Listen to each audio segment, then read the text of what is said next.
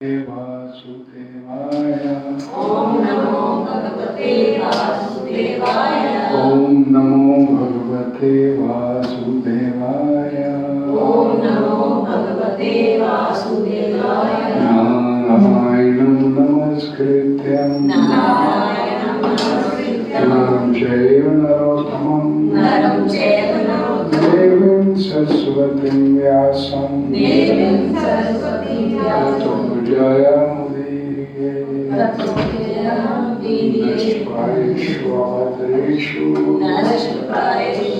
नित्यं भागवत सेव्या भागवतीर्थं श्लोके भक्तिर्भवति नैष्ठिकी। कृष्णाय वासुदेवाय देवकी नंदनाय नंदगोकुमाराय गोविंदाय नमो नमः। चर्चा करेंगे श्रीमद् भागवत पुराण स्कंद 1 अध्याय 8 श्लोक संख्या नंबर 28।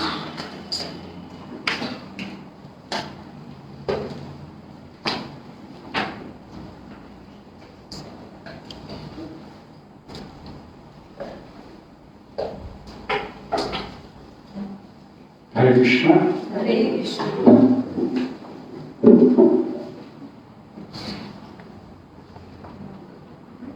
सभी ने खोल लिया अपना, सभी अपने अपने भागवत को खोल लिया। मनये त्वां कालं ईशानं मनये त्वां कालं ईशानं अनादि निधनं विभुम्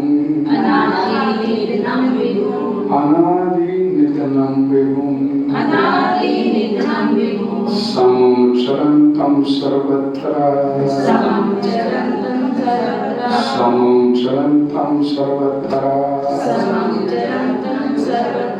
भूतानां यत्मित्करी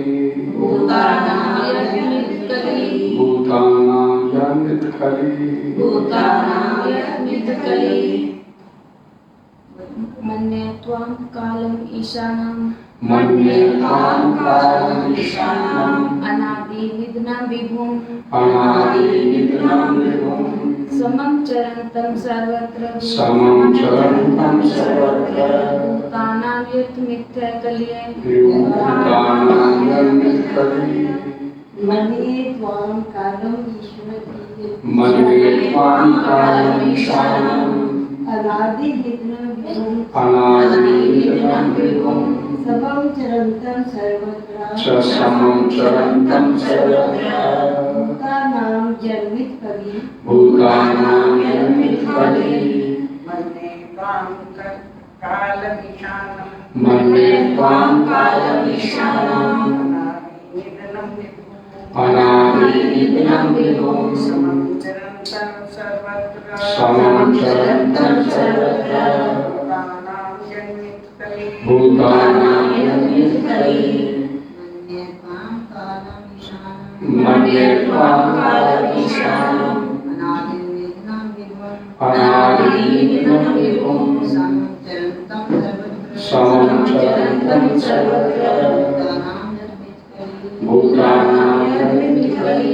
शब्द मन्ये मानती हूँ, त्वाम आपको, कालम शाश्वत समय, ईशानम परमेश्वर, अनादि निधनम आदि अंतरहित, विभुम सर्वव्यापी, समम समान रूप से दयालु, चरंतम वितरित करते हुए, सर्वत्र सभी जगह, भूतानाम जीवों का व्यर्थ मतभेद कली कलह है।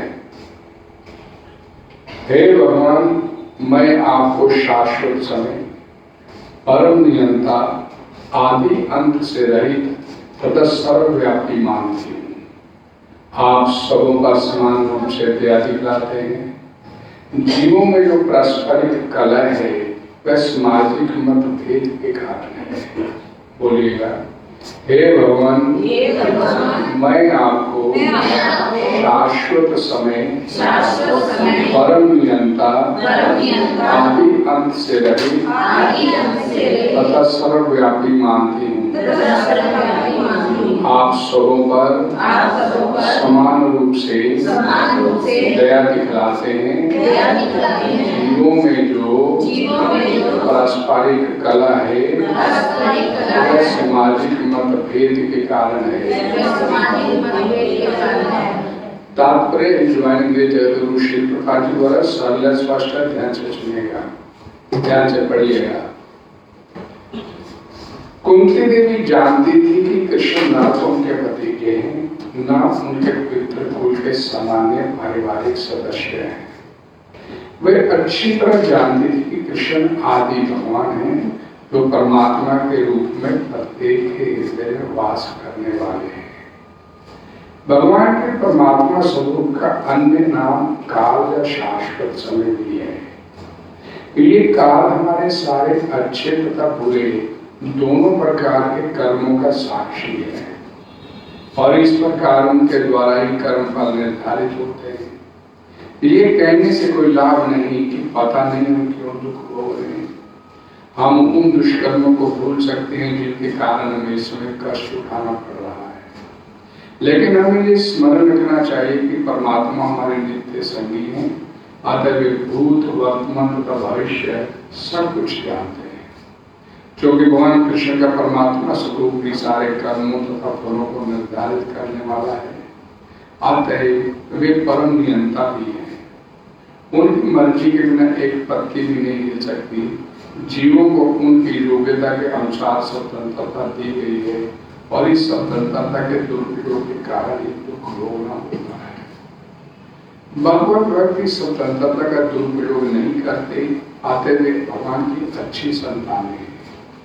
अन्य लोग जो स्वतंत्रता का दुरुपयोग करते हैं, सनातन काल द्वारा कष्ट को प्राप्त होते हैं। काल ही बद जीवों को सुख तथा दुख दोनों प्रदान करने वाला है। ये सब काल द्वारा पूर्व निर्धारित है। जिस प्रकार हमारे ना चाहने पर भी दुख आ जाते हैं, उसी प्रकार बिना मांगे सुख भी मिल सकता है। क्योंकि सुख दुख काल द्वारा पूर्व निर्धारित होते हैं। अतः भगवान का ना तो कोई मित्र है, न शत्रु है। प्रत्येक व्यक्ति अपने भाग्य फल का सुख दुख भोग रहा है। ये भाग्य जीवन द्वारा सामाजिक संघर्ष करते हुए निर्मित होता है। यहाँ प्रत्येक व्यक्ति प्रकृति पर प्रभुत्व जताना चाहता है। अतः प्रत्येक व्यक्ति भगवान की अध्यक्षता में अपना भाग्य बनाता है। क्योंकि भगवान सर्वव्यापी हैं, अतः वे हर एक के कर्मों को देख सकते हैं। और चूंकि भगवान का कोई आदि अंत नहीं, अतः वे शाश्वत समय अर्थात काल भी कहलाते हैं। हरे कृष्ण।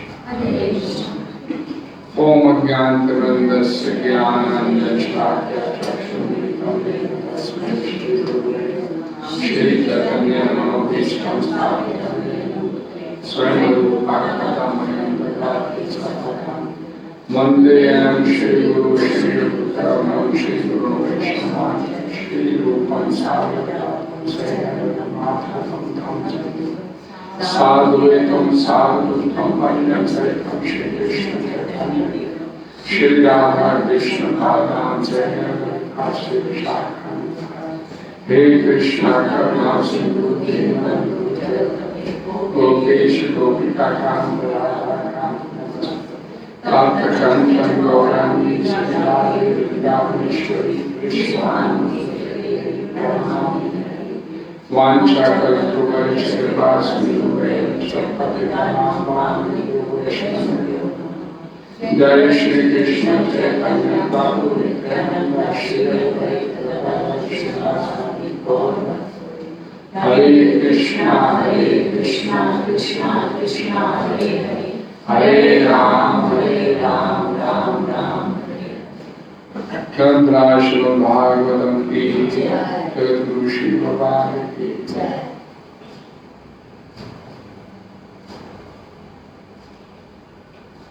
क्या बोला है यहाँ पर?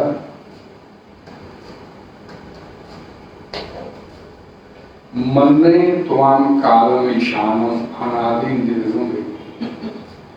मैं आपको मानती हूँ शाश्वत समय,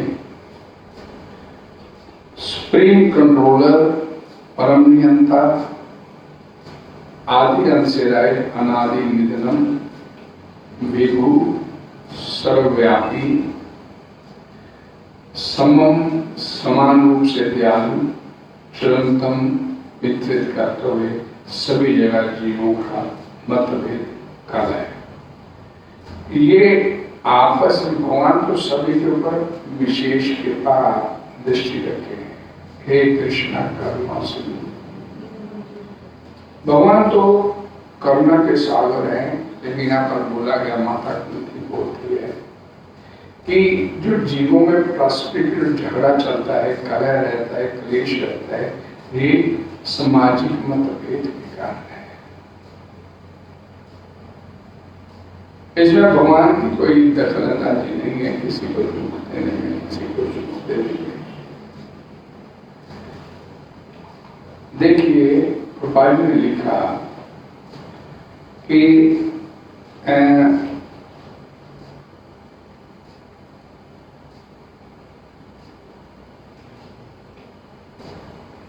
लास्ट लाइन, क्योंकि भगवान सर्वव्यापी हैं अतः वे हर एक के कर्मों को देख सकते हैं, और क्योंकि भगवान का कोई आदि अंत नहीं अतः वे शाश्वत समय तत्काल भी कहलाते हैं। भगवद गीता में भगवान श्री कृष्ण बोलते हैं, वेदा अहम संतितानि वर्तमानानि च अर्जुन भविष्यानि च भूतानि। मैं प्रत्येक जीव का भूतकाल, वर्तमान, भविष्य सब जानता हूँ। हमने पीछे कौन से जन्म में कौन सा कर्म किया, भगवान को सामने, उनको हमारे हजारों वर्षों पुराने क्या बोलते हैं अर्जुन को कि सूर्यदेव को करोड़ों साल पहले मैंने ज्ञान, भगवान को याद है, मैंने ज्ञान दिया था। लेकिन उनको हमारा भूतकाल, भविष्य काल, वर्तमान सब मालूम है नहीं। माम वेद तू न कश्चन, लेकिन हम भगवान के बारे में कुछ भी जानने का प्रयास नहीं करते। भगवान हमारे बारे में सब कुछ जानते हैं, लेकिन हम कभी प्रयास नहीं करते भगवान के बारे में जानने का। यहाँ बोला गया कि इस संसार में जीवों को उनकी योग्यता के अनुसार स्वतंत्रता दी गई है, और इस स्वतंत्रता के दुरुपयोग के कारण दुख भोगना होता है। इस संसार में हम सब लोग आए, तब भगवान ने हमारे को एक फ्रीडम दे के भेजा, फ्रीडम टू वर्क, कि मेरा भजन करना और भजन करके वापस अपने घर आने का प्रयास करना है। फ्रीडम टू वर्क, ये कर्म करने की भगवान ने स्वतंत्रता दिया, और हमने भगवान द्वारा दी गई इस स्वतंत्रता का दुरुपयोग किया। हमने भगवान का गुणगान नहीं किया, भगवान के बारे में नहीं सुना, भगवान के बारे में नहीं कुछ कहा। हमने जो कुछ कहा सुना सिर्फ अपने लिए किया। हमारे ग्रंथ, हमारे शास्त्र हमारे को बताते हैं कि हम इस संसार में आए तो सिर्फ उसका भजन करने के लिए, भजन सेवा करने के लिए, और सेवा करके नहीं करते। लेकिन हमने उसकी सेवा नहीं करके, उसका भजन नहीं करके, हमने अपनी सेवा करने का प्रारंभ किया। और ये भगवद गीता में भगवान बोलते हैं, जैसे हम यहाँ पर ऐसे एक सिंपल अपने उदाहरण से समझ सकते हैं कि आप का कोई मालिक है, आपके ऊपर कोई बैठा हुआ है, कोई आपको वस्तु लेके आए, आपके सामने बैठा है, तो आप शिष्टाचारवश नैतिक तौर पर अब उसे प्रार्थना के लिए लीजिए, ग्रहण कीजिए, आप मैं लेके आया हूँ। लेकिन हम उसे नहीं पूछते, हम सिर्फ अपने आप के अपने लिए खाना शुरू कर दें, तो ये अपराध हो जाता है, पाप हो जाता है। वो जो दे रहा है आपको, उसको आप इग्नोर कर लें, और यही संसार में हम लोग करते चले आ रहे हैं। अपनी सेंसिंग ग्रेटिफिकेशन के लिए हम सब कुछ करते हैं। इस संसार में आए हैं तो अपनी इंद्रियों की तृप्ति कैसे हो जाए, उसके लिए तो पूरी भागदौड़ करते रहते हैं। लेकिन कभी भी जो मेरा मालिक ऊपर बैठा हुआ है, आत्मा परमात्मा का अंश है, तो परमात्मा की तरफ कभी देखने का मैं प्रयास नहीं किया। मेरी जो वास्तविक आवश्यकता है, मैं आत्मा हूं, मेरी जो वास्तविक आवश्यकता है उसको जाने बिना ये जो मेरे को भगवान ने एक शरीर मुहैया करवाया, इसकी जरूरतों को पूरा करने में लगा रहा। इस शरीर को क्या बढ़िया दिया चाहिए, शरीर को क्या इसको खिलाना है, कैसे इसको सुलाना है, ये सारे काम मैंने अपने बढ़िया ढंग से किए। यानी कि अपना ध्यान नहीं रखा, अपने पड़ोसी का, ऐसे बोलिए पड़ोसी शरीर पड़ोसी है, इसका पूरा ध्यान रखा और अपनी क्या जरूरत है इसकी तरफ कभी ध्यान नहीं दिया। और परिणाम क्या हुआ कि मैं दुखी रहा। मैं पड़ोसी का ध्यान करता रहा, अपनी मेरी क्या जरूरत है उसकी तरफ ध्यान नहीं दिया, तो मैं संसार में फिर विचलित रहा।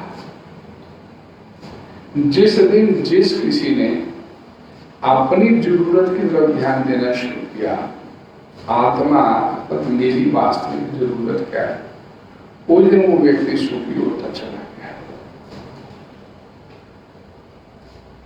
शरीर के लिए तो संग्रह करते चले गए, लेकिन आत्मा के लिए कुछ संग्रह नहीं किया।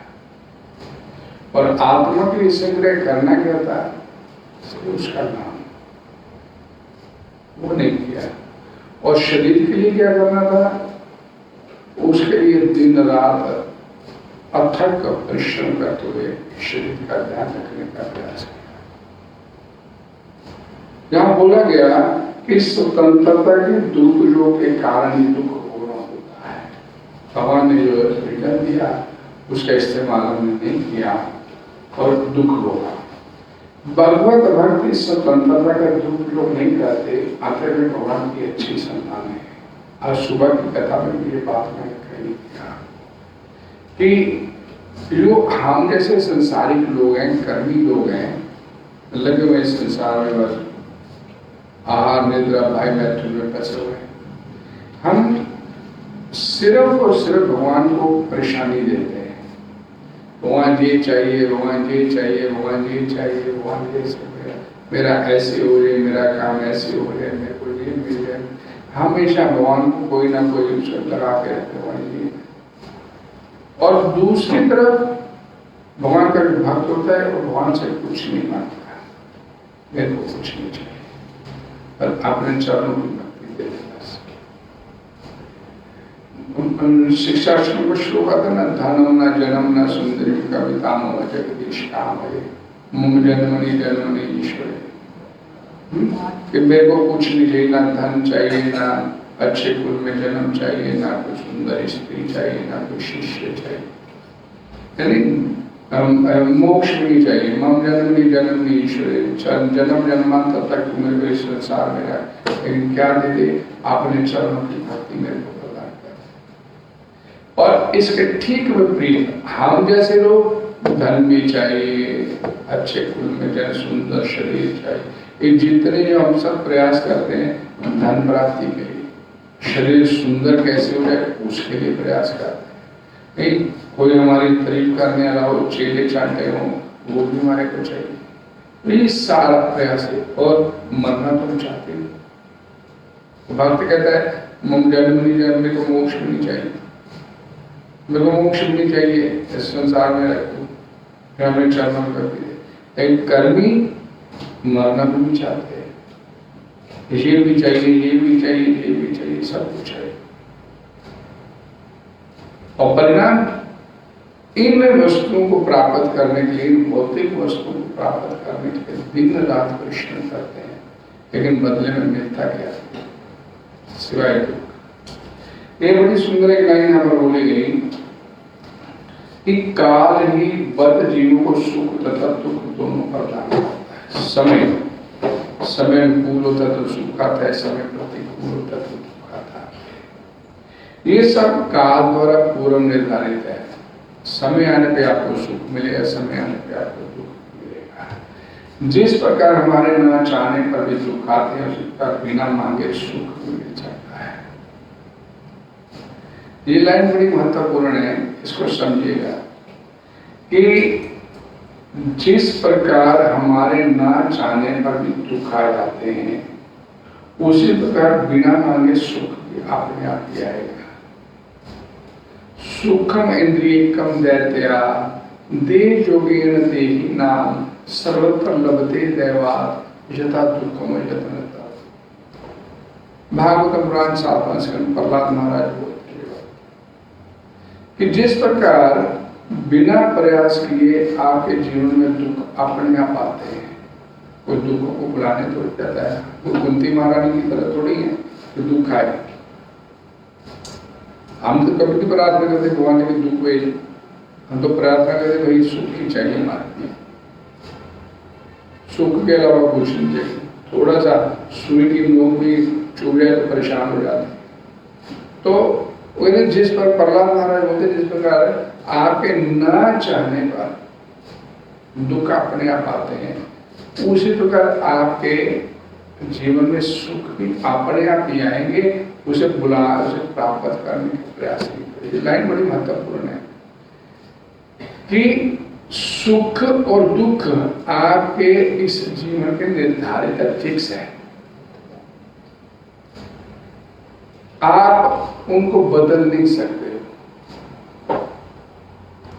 हम जन्म पत्र दिखाते हैं ना पंडित को, ये शादी का होगी बच्चे की, इसकी नौकरी कब लगेगी, तो वो पंडित क्या बोलता है, जन्म पत्र को देखने वाला दक्ष पंडित होता है ना, तो देख के बताएगा आपको भाई इतनी उम्र में इसकी सरकारी नौकरी का योग बना हुआ है, इतनी उम्र में इसकी शादी होगी, इस उम्र में इसके बच्चे होंगे, ऐसे कैलकुलेशन करके बता देता। तो इसका मतलब सारा कुछ ऑलरेडी फिक्स है आपका।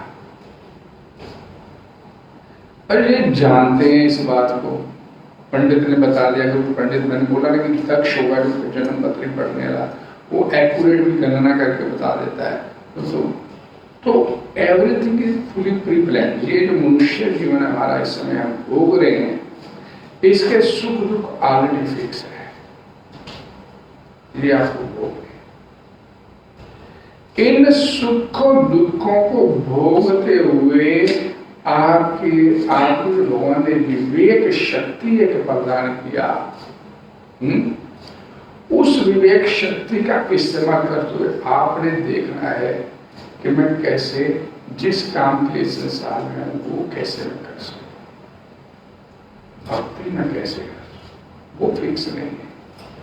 वो भगवान ने आपको जन्म इसीलिए दिया था कि भक्ति करना, लेकिन हमने ऐसे ऐसे कर्म करते चले गए कि ये लेने देने अपने पूरे बढ़ाते चले गए। इसकी किसी का दिया है उसको देना है, जिसका दिया है उसको देना भी।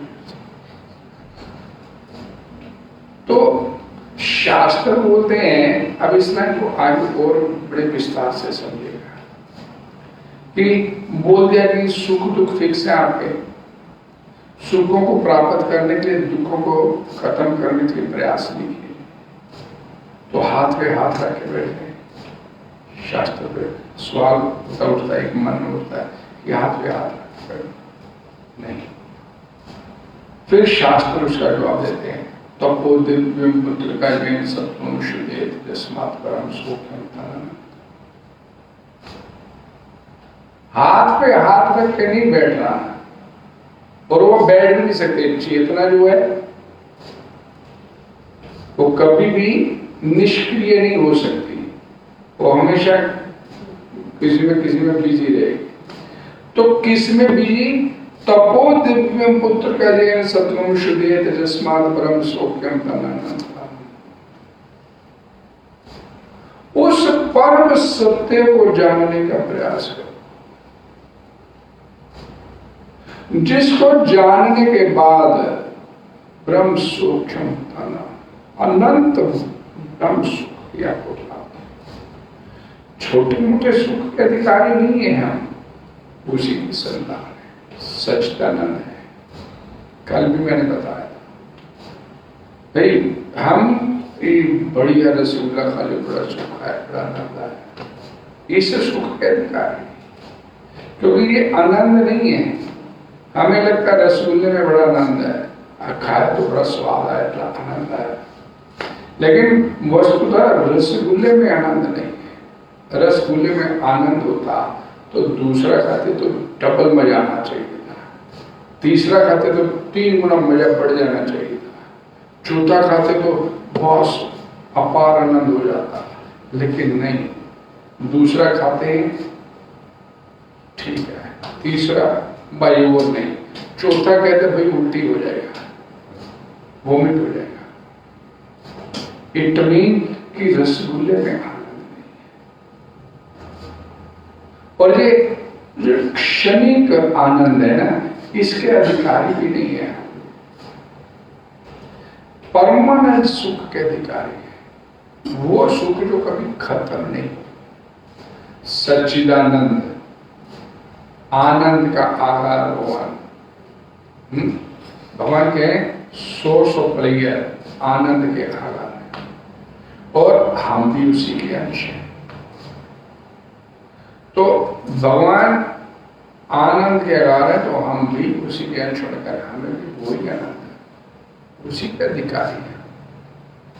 लेकिन ये जन्म मृत्यु के चक्कर में बैठ गए, इसे कभी निकलने का प्रयास भी नहीं करते, और ये छोटे छोटे सुखों के पीछे भागते हुए हम अपने वास्तविक जीवन को भूल बैठे कि हमारा वास्तविक स्वरूप है क्या, मेरा वास्तविक स्वरूप क्या है। ये छोटे छोटे ये जो सुख जो हम मानते, ये बच्चे का सुख, ये संतान का सुख, वो भी सुख है नहीं, वो मान के बैठे हैं। इस संसार में इस संतान का सुख है नहीं। एक प्रैक्टिकल एग्जांपल बताता हूँ मैं। माता जब बोली ये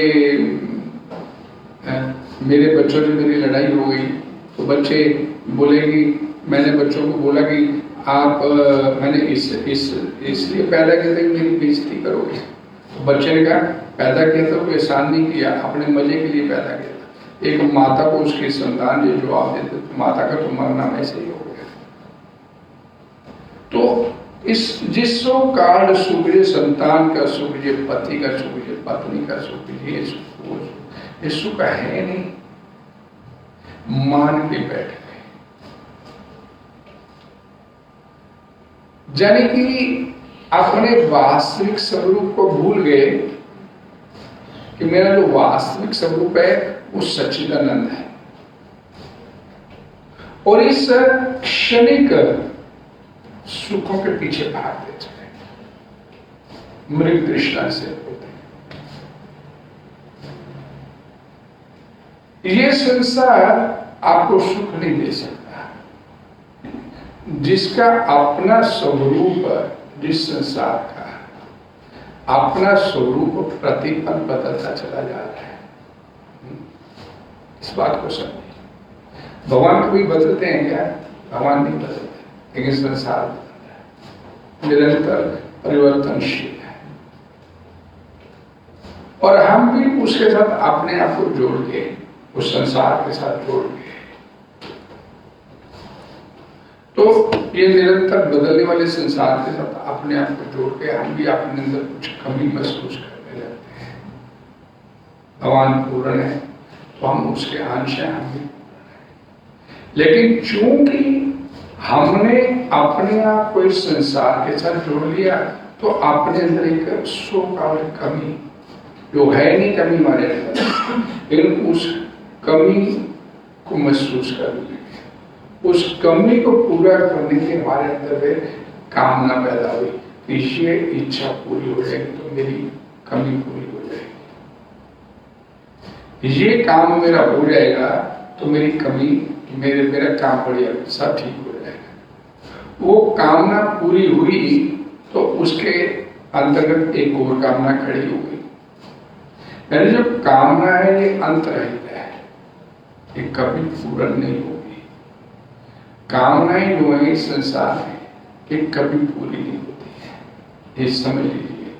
हम जैसे बोलते हैं आज मैंने तो इच्छा की थी, होगा मेरा तो काम हो गया, लेकिन उस इच्छा से एक और कामना, 2 कामना, 4 कामना और निकल आती है। तो ये अंतहीन सिलसिला है इस संसार। भाई ये काम हो जाएगा तो मैं सुखी हो जाऊंगा, ये काम हो जाएगा तो मैं सुखी हो जाऊंगा, ये काम हो जाएगा तो वो सुखी कभी नहीं हो पाता जी, क्योंकि सुख उसे संसार में से मिलना नहीं है जिसमें वो ढूंढ रहा है सुख। सुख उसे सिर्फ और सिर्फ भगवान के साथ जुड़ने से मिलना है।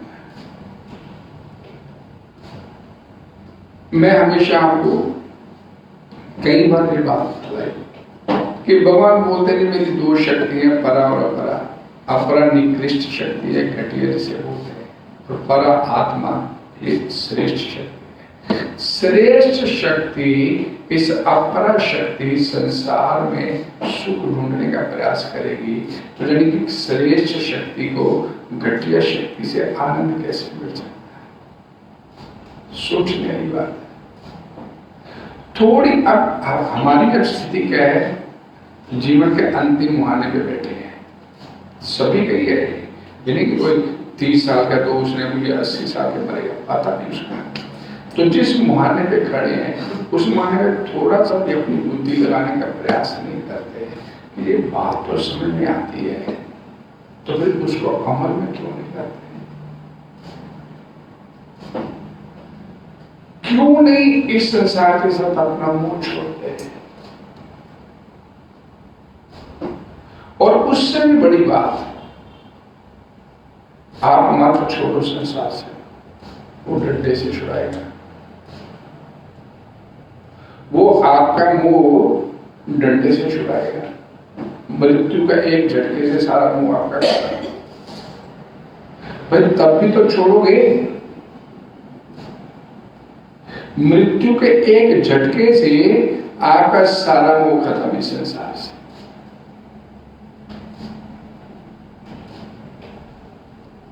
तो वो एक झटके से आपका मुंह छुड़ाएगा, तो पहले क्यों नहीं हम छोड़ रहे? और ये थोड़ा है, इसका मतलब ये नहीं है जो मैं बोल रहा हूं कि घर बार छोड़ दे। Do your duty. बच्चा है, ये भगवान ने दिया है, भगवान ने मेरी सेवा लगाई है, इस बच्चे की पालन पोषण की, मैं पालन पोषण भगवान की संतान मान के इसकी सेवा कीजिए, ना कि ये मेरी है, ये मेरी ही सबसे बड़ी घातक वस्तु है। ये भगवान ने दिए संतान, भगवान मैं मेरी सेवा लगी है, इसकी पालन पोषण की मैं सेवा करूं, अपनी मान के नहीं, ये भगवान ने दिया, भगवान की संतान। सिर्फ करना वही है जो करते हो, अपना मन का भाव बताना। जो आप इस मन के भाव को बदलने में आपके रास्ते में रुकावट है, उसको छोड़ो। अगर वो रुकावट को आप ठीक कर सकते हो, मान लीजिए कोई भजन में रुकावट है, तो उसे समझाइए कि भजन करने में आपका भी कल्याण, मेरा भी कल्याण। अब तो इस उम्र के उस पड़ाव पे बैठेंगे, भजन करें, भाई तुम्हारा भी कल्याण, मेरा भी कल्याण। नहीं समझ आते, आई अगले को किसी को नहीं समझ आती, दूसरे को लीव इट, मेरे को अपने तो भजन कर।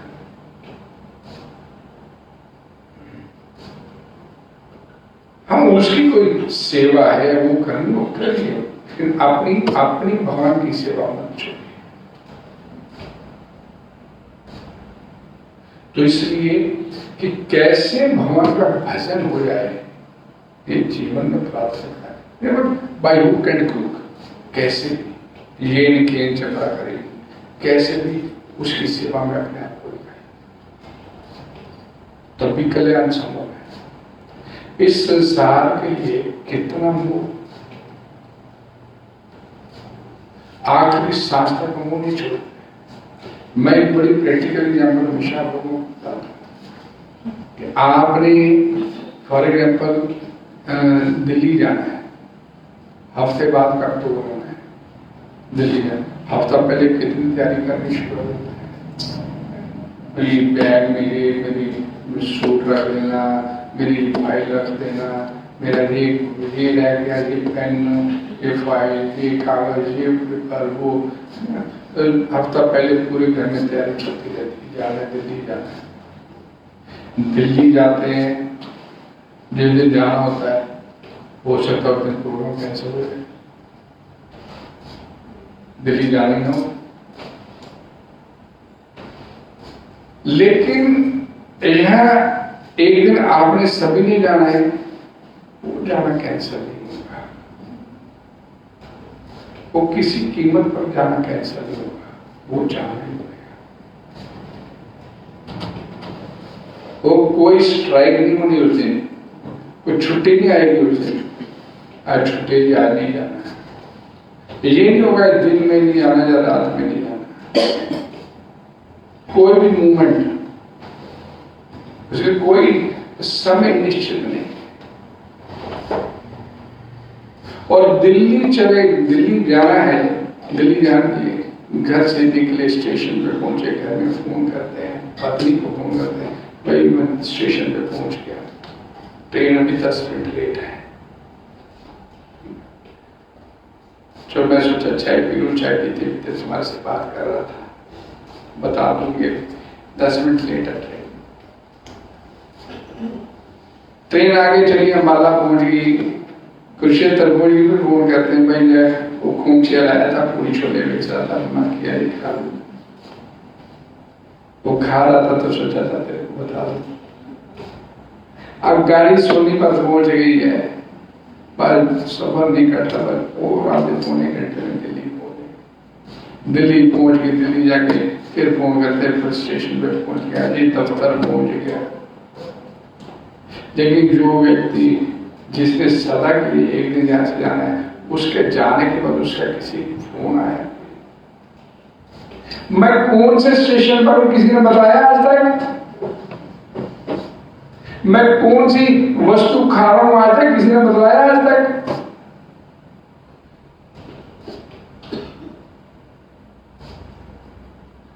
और उसके लिए कोई तैयारी नहीं होती। यह एक दिन अवश्य भाभी जाना है, उसके लिए कोई तैयारी नहीं, और यहां जाना है तो इसलिए कितनी तैयारी करते हैं। फिर अपने आप को अक्लमंद होते हैं, मेरी बुद्धि होते हैं, हमें अपना हित नहीं मालूम होता कि मेरा हित है इसमें। पूरा दिन इधर उधर की बातों में निकाल देते हैं, लेकिन जो काम की बात करनी वो करते नहीं। भगवान बोलते तस्मात् सर्वेषु कार्येषु मां अनुस्मरन्तु, अभ्यास मेरे नाम का अभ्यास कर।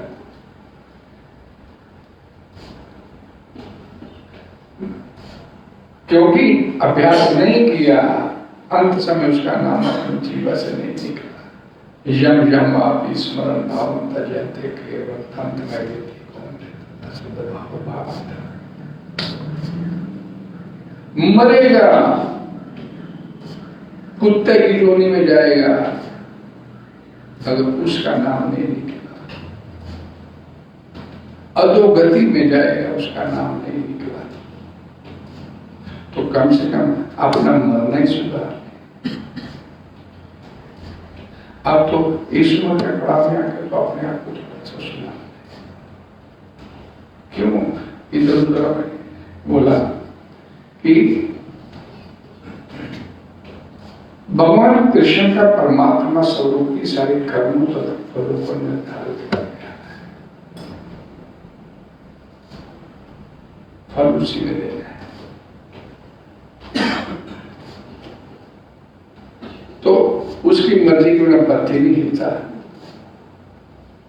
जिसकी मर्जी के बिना पत्ता नहीं हिलता, उसकी मर्जी के बिना दुख आ गया तो ऐसे थोड़ी उसकी मर्जी के बिना है, कर्म ऐसा किया बदले में दुख मिला। तो क्यों कर रहे हैं ऐसे? कि बुद्धि हमारी उलझ जाए इस संसार में।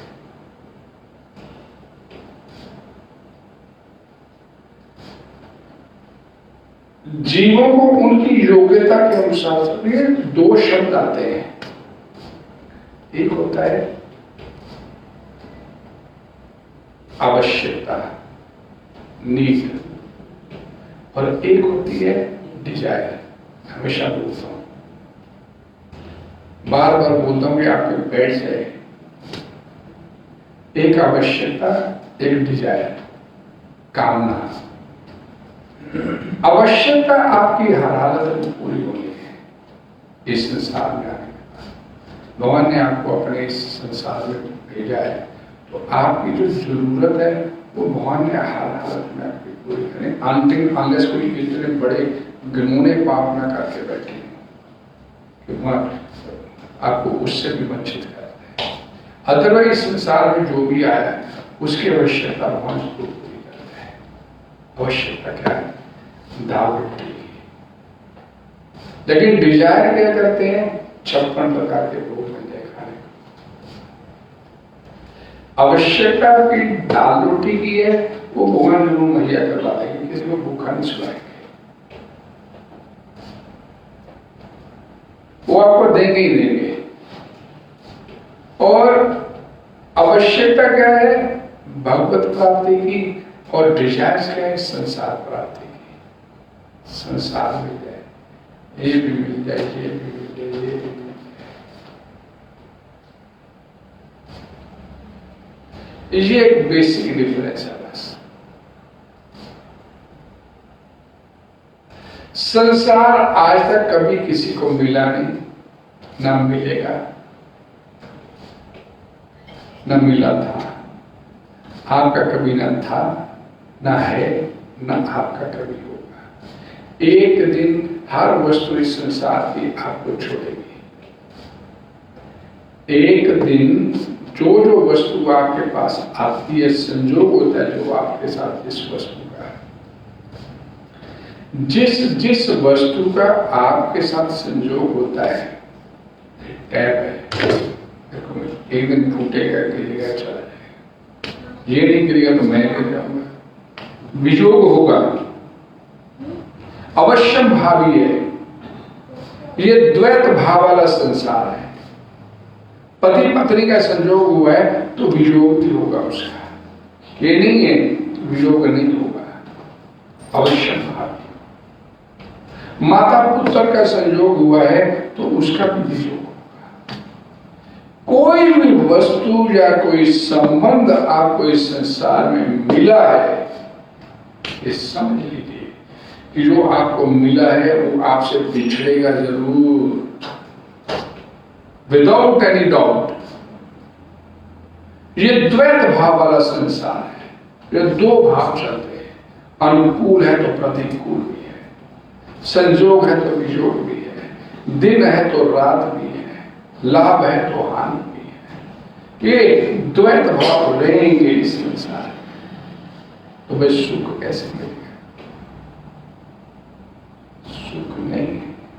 हमने मान लिया, मैंने एक एग्जाम्पल करके आपको बताया कि सुख नहीं है इस संसार। सुख का सुख हमने मान लिया जो सुख नहीं है। थोड़ी देर के लिए आपको कुछ मिल गया, लेकिन ये सोचिए जितना ज्यादा देर आपके सारे उतना ज्यादा आपको दुख भी होगा उसके नीचे,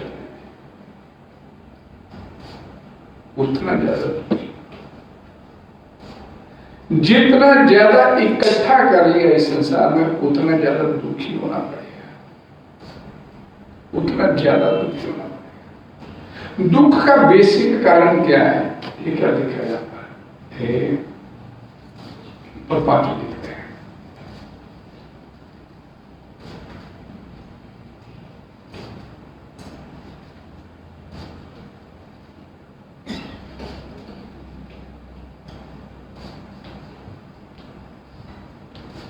जहां प्रत्येक व्यक्ति प्रकृति पर प्रभुत्व जताना चाहता है, आते प्रत्येक व्यक्ति भगवान की अध्यक्षता में अपना भाग है। प्रभुत्व जताने का मतलब क्या? प्रकृति पर। प्रकृति में संसार, प्रकृति मीन्स माया, माया के ऊपर मालिकाना हक बनाना, माया को अपनी कब्जे में लेने का प्रयास करना। जितना जहां पर प्रत्येक व्यक्ति प्रकृति पर प्रभुत्व जताना चाहता है, अतः प्रत्येक व्यक्ति मान देखता है। अब वो भाग्य बना रहे, दुर्भाग्य बना रहे, सौभाग्य बना रहे, आपको जितना जितना आपने इकट्ठा कर लिया उतना उतना आप दुखी होंगे। 4 गाड़ी ले ली, तो गाड़ी को कोई थोड़ी सी प्रॉब्लम दुखी हो जाते हैं, क्या खरीदना पड़ेगा, ये हो गया वो हो गया, शाम हो गया।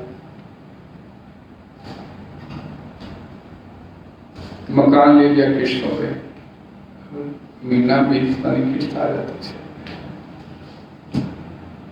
कदम कदम पे आपको परेशानी है इस संसार में। मामू पेटे पुनर्जन्म दुखालय शाश्वत, दुखों का घर है। भगवान बोलते हैं इस बात को, और जब भगवान बोल देते हैं इस बात को, ये दुखों का घर है, और उसमें फिर सुख ढूंढने का प्रयास करें कि ये हमारे जीवन के लिए कि भगवान ने जैसे शिष्य बना के बोल दिया कि ये दुखों के घर है भाई, अरे गलत बोल दिया भगवान ने, गलती से निकल गया होगा मुंह से उसके, है सुख ढूंढ लेंगे हम, और हर व्यक्ति सुख ढूंढ रहा है संसार, हर व्यक्ति सुख ढूंढने का प्रयास कर रहा है। भगवान से गलती से बोला गया होगा, ये श्लोक ही भगवान ने नहीं बोला, किसी ने बाद में लिखा होगा। नहीं, सुख है, मिल जाएगा, सुख ढूंढ लेंगे। बड़े बड़े अरबपति खरबपति सुख ढूंढ पाए, तो हमारे तो वैसे भी साथ कुछ का सुख मिलेगा, लेकिन लगे हुए हैं, फिर भी प्रयास करते हैं, मिल जाएगा कैसे सुख।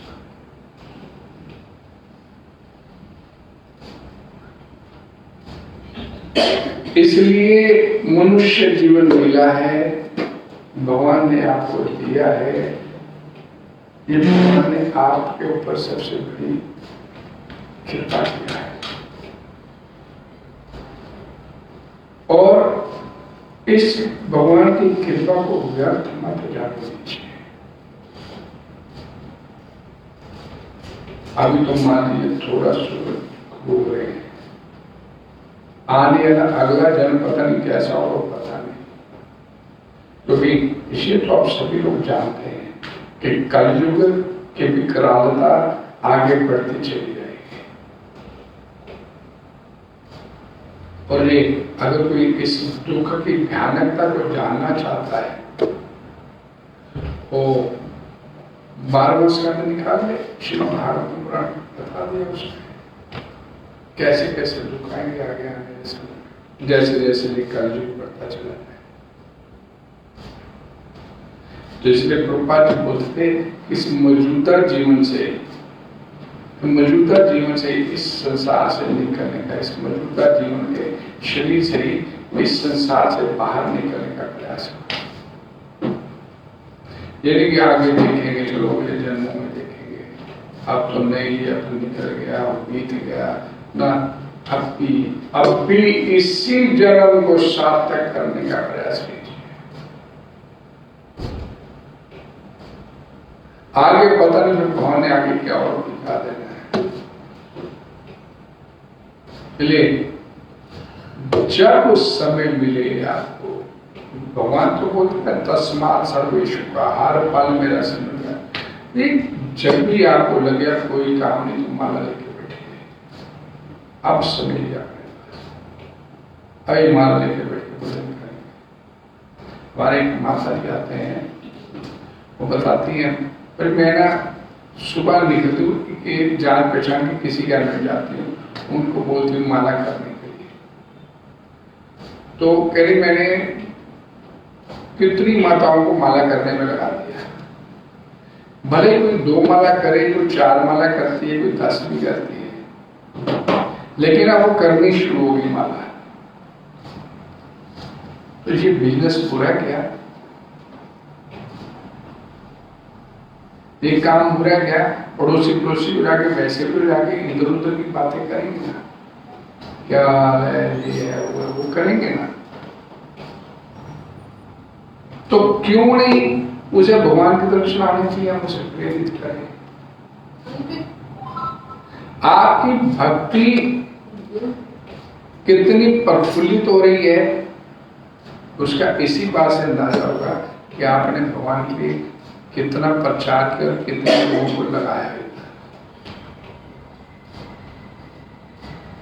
न च तस्मात् मनुष्येषु कश्चिन में प्रियकृतम भविता न च तस्मात् तन्ने प्रियतर हुए। भगवान बोलते हैं एंड में आके भगवद्गीता के, मेरे को उससे अधिक प्रिय कोई नहीं जो किसी को भगवान की मेरी तरफ लेके चलता है। और भविता न च भविष्य में भी इससे अधिक प्रिय मेरे को कोई नहीं होगा जो मेरी तरफ किसी को लेके चलेगा। भगवान का प्रिय बनने का प्रयास है। भाई 60 बच्चे क्लास के होते हैं, नलायक भी होते हैं, मॉनिटर भी होता है, मॉनिटर टीचर भी बनाता है, तो क्यों नहीं मॉनिटर बनने का प्रयास करें? क्यों नहीं मॉनिटर बनने का प्रयास करें? भीड़ भीड़ भीड़ मत बनिए, मॉनिटर बनने का प्रयास करिए। देखिए जीवन बदलता चला जाए। आप ये सोच के भाई इस हफ्ते में 2 लोगों को या एक व्यक्ति को भगवान की तरफ चलाना है, उसको भगवद गीता के बारे में बताऊंगी, उसे जहां मेरे को आनंद मिलता है मैं वहां उसको लेके चल। ये आपके मन का भाव, देखिए आपको अंदर से कितना आनंद आएगा, आपको बड़ी प्रसन्नता होगी कि मैंने किसी भगवान को लेके चला। तो माता जी जब भी सैटरडे का प्रोग्राम होता है तो उसमें 2-1 नए चेहरों को लेके आती है माता, जरूर लेके आती है, मुझसे मिलवाएंगे एंड में वैसे जरूर। मैं नहीं भी क्लास किया तो मैं ऊपर कमरे में लेके गई, तो मैंने आपसे मिलाने के लिए है। छोड़िए, मैं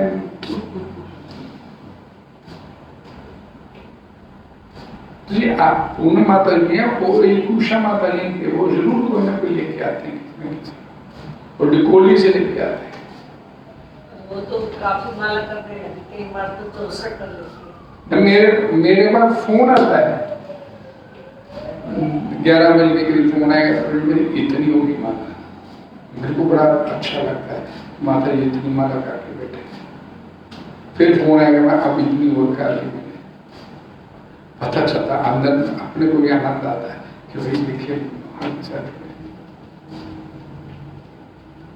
हरे कृष्णा हरे कृष्णा हरे कृष्णा कृष्णा कृष्णा हरे हरे, हरे राम राम राम हरे। कोई डिस्कशन,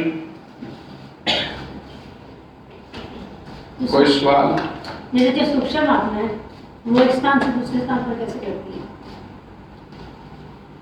आज आपने मेरा पढ़ा था, इसलिए मेरे को समझ नहीं आया, मैं पूछूंगी जाके। जब ये शरीर छूटता है, आत्मा छोड़ती है, तो भगवद गीता में भगवान श्री कृष्ण बोलते हैं जब फूल की सुगंध हवा से दूसरी जगह चली जाती है, ऐसे आत्मा भी दूसरे शरीर में प्रवेश कर जाता है। लेकिन श्री भागवत पुराण ने और बोला कि इसको रेनोवेट किया गया और पार्टी लिखे तात्पर्य कि जब बॉडी शरीर छोड़ देती है, शरीर आत्मा शरीर छोड़ देती है, तो आत्मा उस शरीर के ऊपर मंडराती रहती है, उस शरीर में बार बार वापस घुसने का प्रयास करती है, उसको लगाव होता है शरीर के साथ कि मैं वापस इस शरीर में दोबारा, वो अपनी रोते हुए को देखती है। तो वो उसमें वापस घुसने का प्रयास करती कि ये जी इतने रो रहे हैं, चिल्ला रहे हैं, इनको मैं बताऊंगा लेकिन इट इज नॉट पॉसिबल, वो संभव नहीं हो पाता। और जैसे ही तो इसीलिए शास्त्र बोलते हैं कि शरीर को तत्काल जला देना चाहिए, गाड़ देना चाहिए या उसको नष्ट कर देना चाहिए। आत्मा को उससे मुक्त। ये अक्सर हम लोगों ने देखा है कि जो उसकी वो संतान तो विदेश में बैठी है, जो 2 दिन बाद आएगी, फ्रीजर में रख दिया, वो दुख दे रही वो साथ। शास्त्र एलो नहीं करते। सूरज छिपने से पहले उस शरीर का संस्कार हो जाना चाहिए हर हालत में। ये अज्ञानता में आ गए हम लोग। भाई वो बाहर से संतान आके क्या करती है उसको देख के, इतना मोह था तो कोई जाती नहीं संतान। तो ये उस शरीर के साथ आत्मा जो है बार बार प्रयास करती है उसमें आपस उसने दुख उठाती है। तो इसलिए श्रीमद् भागवत पुराण के 7वें स्कंद में कथा भी आती है राजा सूर्यज्ञ की। राजा सूर्यज्ञ मारा गया तो उसकी रानियां विलाप करती है और शरीर को जलाने नहीं देती। तो यमराज आके फिर बालक के रूप में वहां पर तो उन रानी को समझाता है कि भाई इस शरीर को जलाने जलने। तो ये बड़ी सुंदर कथा प्रभात के तात्पर्य हमारे समय नहीं है इन चीजों के लिए।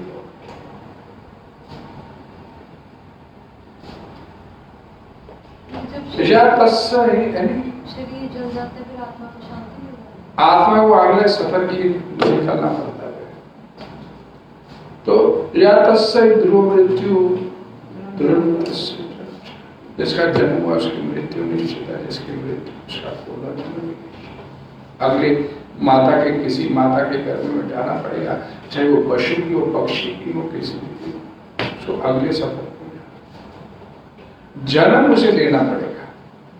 अब वो जन्म इस संसार में सड़ने मरने के लिए लेना है या भगवान के धाम में लेना है, ये हमारे ऊपर पूरी तरह से निर्भर करता है।